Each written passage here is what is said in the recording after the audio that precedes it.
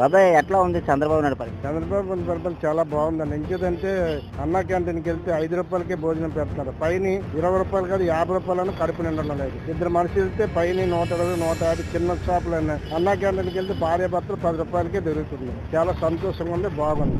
ఎట్లా ఉంది బాబాయ్ చంద్రబాబు నాయుడు? చాలా బాగుందండి పరిపాలన. చంద్రబాబు నాయుడు పరిపాలన చాలా గతంలోని మద్యం షాప్ విషయంలోకి వస్తే డబ్బులు ఇస్తేనే మంది ఇచ్చేవారు. అది దాంట్లో చాలా కుంభకోణం జరిగిందని ఆరోపణలు వచ్చాయి. నిజమేనా? జరిగింది కరెక్టే. ఇప్పుడు చూసినట్లయితే కూటమి పరిపాలన వచ్చినప్పుడు అన్ని ఆన్లైన్ పరంగానే జరుగుతుంది. అంటే డైరెక్ట్ గవర్నమెంట్ పక్షానే నడుస్తుంది. అప్పుడు ఎట్లా ఉంది?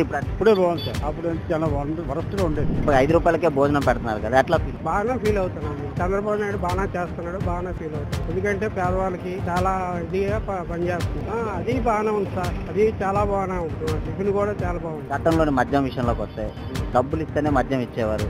కల్తీ తాగి చాలా మంది అనారోగ్య పాలయ్యారు. ఇప్పుడు ఫోన్ పే, గూగుల్ పే అన్ని గవర్నమెంట్ అకౌంట్ లోనే డబ్బులు పడుతుంది. అప్పుడు కుంభకోణం జరిగిందని కూడా చాలా ఆరోపణలు ఉన్నాయి. నిజమేనంటది? అది కరెక్టే. అది కుంభకోణం బాగానే జరిగింది. ఎందుకంటే మద్యం కరెక్ట్ కాదు. అది అదేంటంటే రకరకాల మద్యం దించి బయట కొంతమంది ప్రాణాలు కూడా పోయాయి వాటి వల్ల.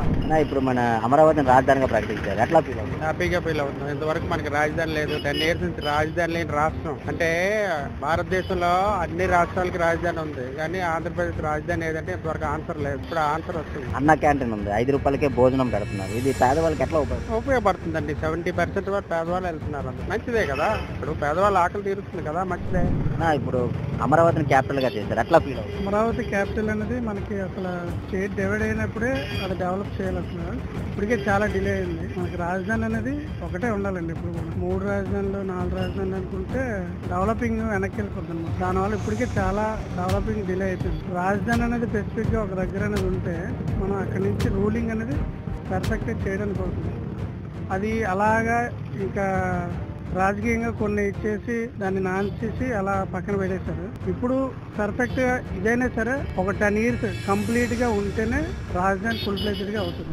సార్ ఇప్పుడు అమరావతి రాజధానిగా ప్రకటించారు. ఎట్లా ఫీల్ అవుతుంది? అమరావతి రాజధాని చేసిన తర్వాత చాలా డెవలప్మెంట్ ఉంది సార్. ఇప్పుడు ఇంత ముందు కన్నానే ఇప్పుడు ఏంటంటే ఓవరాల్ గా డెవలప్మెంట్ ఉంది. అన్ని వైపులా డెవలప్మెంట్ కనబడుతుంది. ఇక్కడ వైజాగ్ చూసుకుంటే ఇండస్ట్రీస్ ఇప్పుడు కొత్తగా స్టార్ట్ అవుతున్నాయి. దాని తర్వాత అమరావతి కూడా ఇప్పుడు అక్కడ టోటల్ గా ఇప్పుడు కూడా డెవలప్ స్టార్ట్ అవుతుంది. దాని తర్వాత ఇప్పుడు టెక్నికల్ గా దీని కూడా కొన్ని చాలా బాగుంది ప్రస్తుతానికి. అంటే ఇప్పుడు రాయలసీమ డిస్ట్రిక్ట్స్ కూడా చాలా బాగుంది సార్. No problem. సార్ ఇప్పుడు అన్న క్యాంటీన్ పెట్టారు, 5 రూపాయలకే భోజనం పెట్టారు. ఇది ఎట్లా వేరే వాళ్ళు తింటున్నారు కదండి, లేని వాళ్ళు తింటున్నారు కదండి. అది చాలా బెటర్ కదండి. అంతా బాగానే ఉంది ప్రస్తుతానికి. ఇప్పుడు ప్రాబ్లం లేదు. ఇప్పుడు గతంలో చూసినట్లయితే మద్యం దుకాణంలోనే డబ్బు ఇస్తేనే మంది ఇచ్చేవారు. ఇప్పుడు మద్యం దుకాణంలో phone pay, Google pay direct government ఖాతాలోనే డబ్బులు పడుతుంది. అప్పుడు ఎట్లా ఉంది?